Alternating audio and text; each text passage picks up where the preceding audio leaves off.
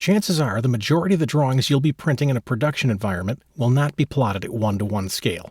Most often, the geometry you plot will be represented much smaller than it is in real life. Because of this, we need to have an understanding of our scale factor such that we can properly size our dimensions, our text, and our line types. Let's take a look at a drawing. I'm going to come up and click Open.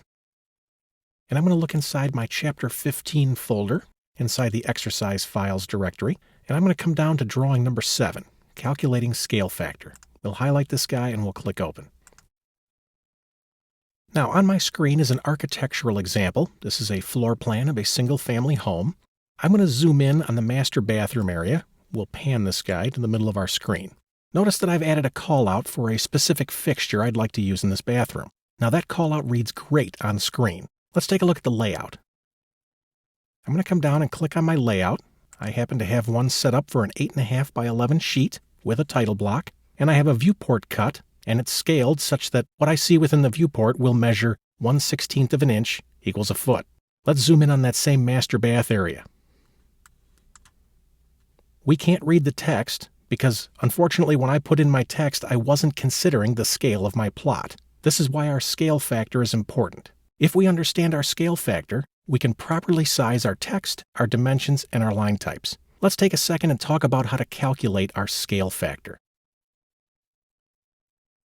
The scale factor is the relationship between our printed units and our model space units. For instance, if I was to give you a scale of 1:1, what that essentially means is one printed unit is equal to one model space unit. So my scale factor would be 1. What if I gave you a scale of 1:10? What this means is one printed unit is equivalent to 10 model space units. Thus, I would have a scale factor of 10. 1:10. Let's look at a metric example. Now, in a metric drawing, quite frequently your printed units are millimeters. That's how your paper's measured. Let's assume the model space units were also millimeters. If we plotted our drawing at 1:50, our scale factor would be 50. Let's take a look at a civil engineering example. Same thing, 1:50. Now in a civil engineering drawing, our printed units are inches. Typically our paper is measured in inches. And our model space units are feet. Every unit equals 1 foot. So if I plotted something at 1:50, I'm essentially saying that 1 inch equals 50 feet. So my scale factor would be 50. Now you're probably thinking, did we need slides for this? Doesn't seem very complicated. The reason I showed you these was to prepare you for this, the architectural example. See, architects don't use the same type of scales as the rest of us.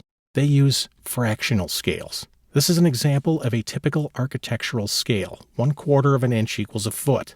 Now in an architectural drawing, our printed units are usually inches, and our model space units are also inches. So at this scale, we're essentially saying that 1/4 of a printed unit is equivalent to 12 model space units. Try not to think of it that way. Instead, let's learn how we can calculate our scale factor when we're given an architectural scale. It's really very easy. All we have to do is flip the fraction and multiply by 12. So 1/4 becomes 4/1, which is 4.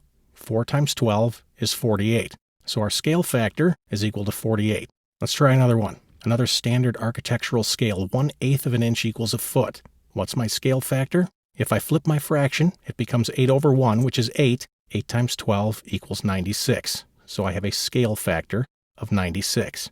Your scale factor is simply the relationship between your printed units and your model space units. Knowing how to calculate your scale factor is the first step towards creating predictably sized text, dimensions, and line types.